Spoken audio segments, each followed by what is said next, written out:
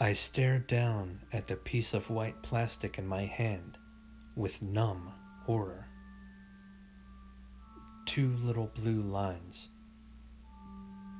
2 lines meant the test was positive. I didn't even have to look at the box to know that much. I wasn't ready for this. Ryan was going to be a dad. I loved him, probably more than anyone could ever love someone, and he loved me. He was my soulmate, but neither of us were ready for this. Having a baby meant growing up. It meant more responsibilities, getting married, the whole 9 yards. I fell back onto the toilet seat and just stared at the test in my hand, almost forgetting to breathe as I clutched the test harder, as if breaking the white stick would change the test results. No, neither of us were ready for this. Ryan was pretty much still a kid at heart, going drinking almost every weekend, playing video games and the likes. He wasn't ready for all that responsibility. A baby was a tiny human being. You couldn't just leave it at home to go drinking, or spend all night playing video games when you had a baby. It needed care and constant attention. There was no way Ryan or I could handle what that meant. Finally, dropping the test in the trash bin by the sink, I washed my shaking hands and stumbled into the kitchen for a glass of water to deal with the shock. Still trying to figure out how to deal with this, for Ryan's sake as much as my own. I still did not have any clear answers. As I shuffled towards the bedroom, I was still in shock. How was I going to do this? How do you deal with something so monumental? What do you do? What do you say? My hand was shaking as I reached out and slowly opened the bedroom door. I unshed tears as Ryan was sleeping. He woke up as soon as I entered the room. He had always been such a light sleeper. He ran his hand over his face in that adorable way he sometimes did when he was tired and had trouble focusing.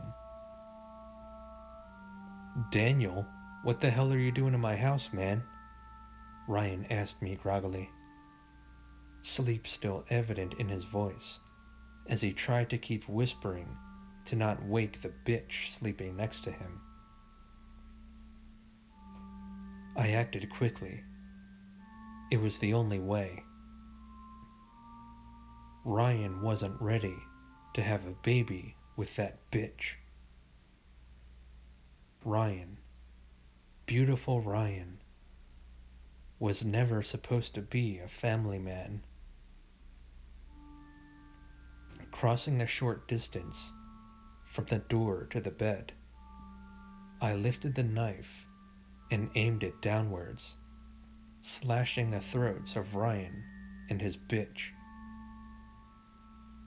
Blood staining the sheets immediately as the little family ended before it ever began.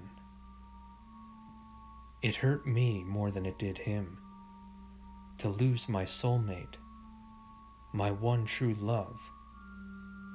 It broke my heart, but it was for the best. Ryan wasn't ready to be a dad. I just knew it.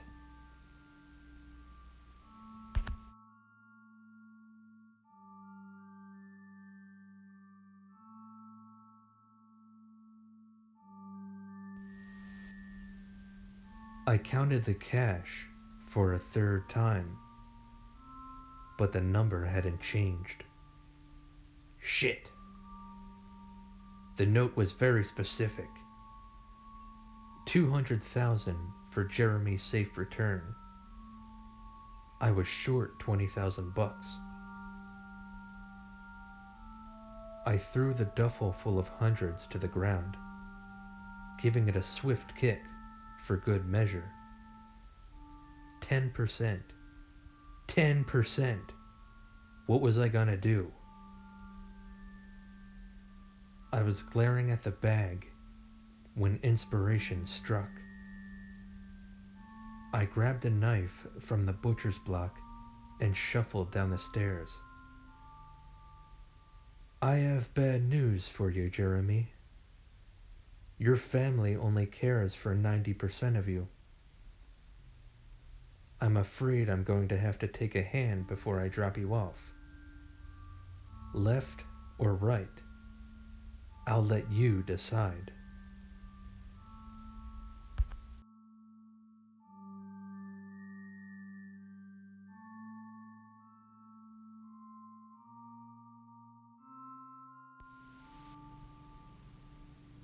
When the news came on the television, I immediately dropped my spoon and stopped eating. An attempted kidnapper has been shot dead in Wayne County, the newsreader intoned.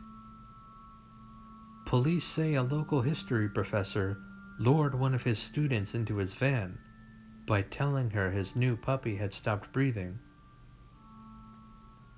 When his photograph appeared on screen, I felt myself retch. The assailant has been identified as this man, Professor Peter O'Malley. It was a man I knew. The man who lived upstairs.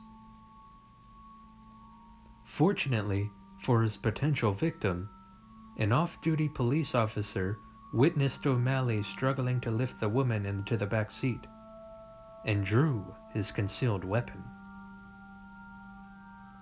Beside me on the couch, my son shifted fitfully in his sleep. I turned down the volume so he wouldn't hear Mr. O'Malley. That man had always been so kind to him. When O'Malley drew his weapon, the officer fired 6 rounds, killing the professor. I recalled the sirens I had heard earlier in the day. The stomping footsteps I had ignored upstairs. I hadn't known what they had meant. I hadn't known there were police searching the building. I'm just glad the sicko didn't get away with his crime, said the off-duty cop. I'm glad no one else will suffer because of him, said the woman's husband. But they were both wrong. I poured my cereal out of the bowl and back into the bag. Then I placed it back in the cupboard alongside the rest of our food. Half a bag of cereal, 1 cup of rice, 2 cups of dried fruit, and 2 water bottles, our only rations. I wondered if the police would come back. I wondered if they would be able to hear me yelling from behind the false wall, behind the bookcase in Mr. O'Malley's basement. I wondered if they were still looking for me. The girl who had gone missing 6 years ago, when I was also a 20-year-old student in Mr. O'Malley's class, who also loved puppies, who was also stupid enough to follow him into his van. I felt my son rouse behind me. When's Daddy coming back down to see us? He asked, his stomach rumbling. I decided to tell him the truth.